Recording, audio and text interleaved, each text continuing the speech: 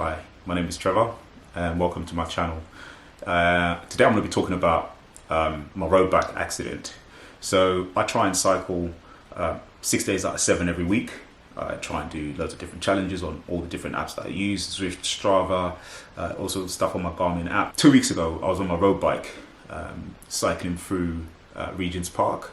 I'd finished doing my hill climb challenges or my hill climb training because I'm trying to get stronger at climbing hills and stuff like that since I've returned to cycling. I've only been cycling again for 2 months and I'd been cycling for just over a month just before my accident. Now my bike's a write-off, it's a complete write-off, but I've tried to recycle it and use it as my indoor trainer. The front fork is completely damaged and I'm sure there's cracks within the frame that I'm not going to know about until one day it just fails on me while I'm using it indoors. So yeah, the bike's recycled. I'm using the bike indoors with the Tacx T2 or Neo T2 indoor trainer, which is absolutely amazing. I mean, so far, while I'm waiting for my injuries to heal, it's the best thing I could have done or invested in, basically. So I highly recommend that you invest in a indoor trainer. I'm not going to tell you which one to buy, but the one that I've got is absolutely awesome.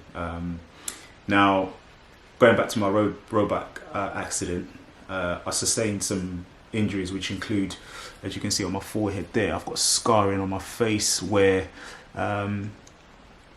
I landed on my forehead. So I'll talk you through it.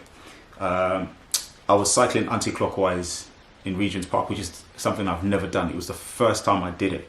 And I found out why people cycle clockwise, because when you cycle anti-clockwise, you're on the ulterior side of the outer circle, which means you're going to have cars turning across you to exit Regent's Park. Whereas if you're cycling clockwise, you're going to be on the inside of Regent's Park, on the outer circle, which means that there's no cars that are going to be turning left. Well, there is 2 roads that cars can pull out of it, but one of them has got a traffic light, and the other one you can actually see the traffic coming. So you either slow down in time, or they see you and they stop and they let you go because you've got the right of way. So it's not as dangerous as if you were cycling anti-clockwise.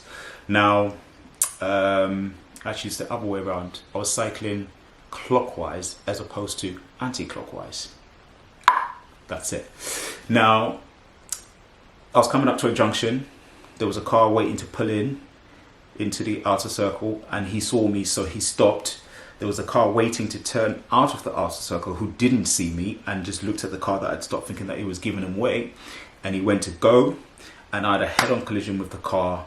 Hit the front of his car, over his bonnet, landed on my forehead because when my hands were trying to brake, they were on the handlebar. So when the impact happened, I literally catapulted over my handlebars head first, landed on my forehead, over onto my right shoulder, where I sustained a fracture and a grade 2 ligament tear.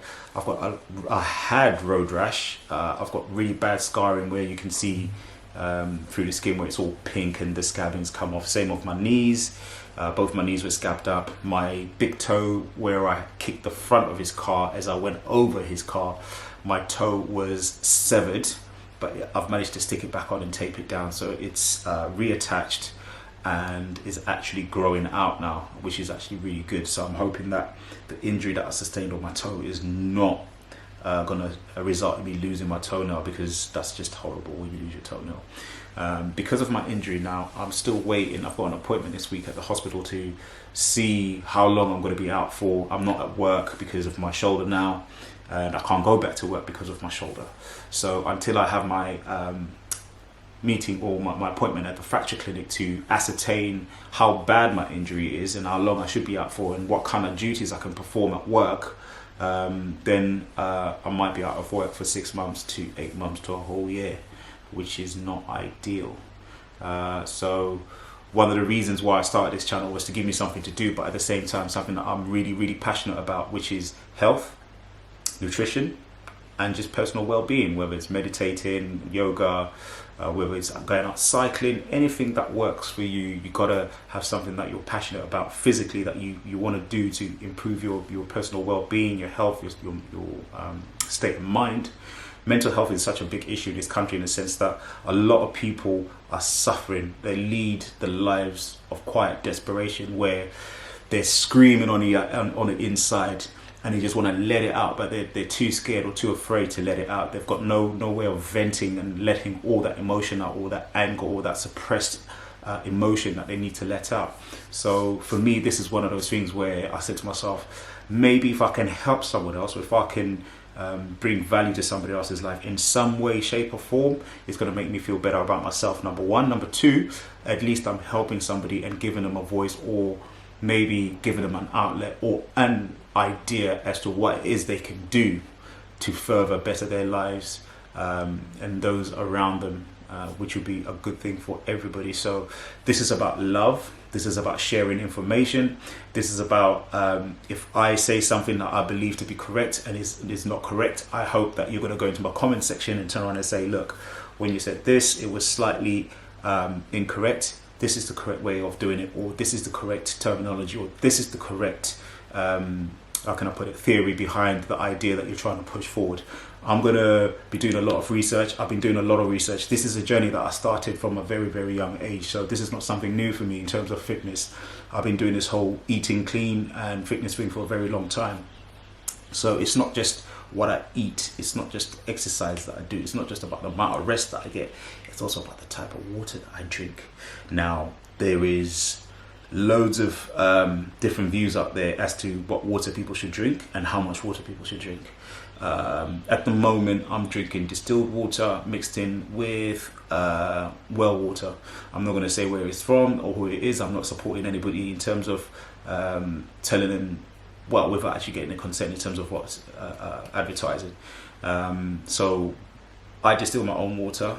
I then put it, I then magnetize it and put it in shungite, elite shungite, to put minerals back in the water. I also use mineral drops that I drop into the water as well to put more nutrients back into the water, because when you distill water, it's nutrient dead. There's nothing in it. Everything is taken out when you distill it, when it evaporates, and then it is condensed, and then it comes back into liquid form. So you lose all the nutrients in that sense. So, and then it's got no structure. So where I magnetize it, you've got the North Pole and the South Pole magnets. And I think the North Pole is energizing and the South Pole is relaxing. If I remember from memory, I'll have to check that again.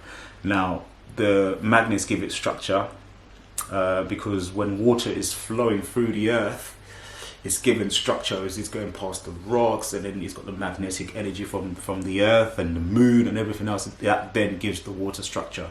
So when we drink this water, it actually hydrates us, number one, because it's got structure. Number two, it's able to flush all the impurities out of our system, which is one of the most important things that we need water for, just as important as the hydration side of it. So there's a lot to learn about water and what it does for us and how much we should be drinking, and we're going to be covering all of that on our journey together, and I hope it's a long and prosperous journey for all of us.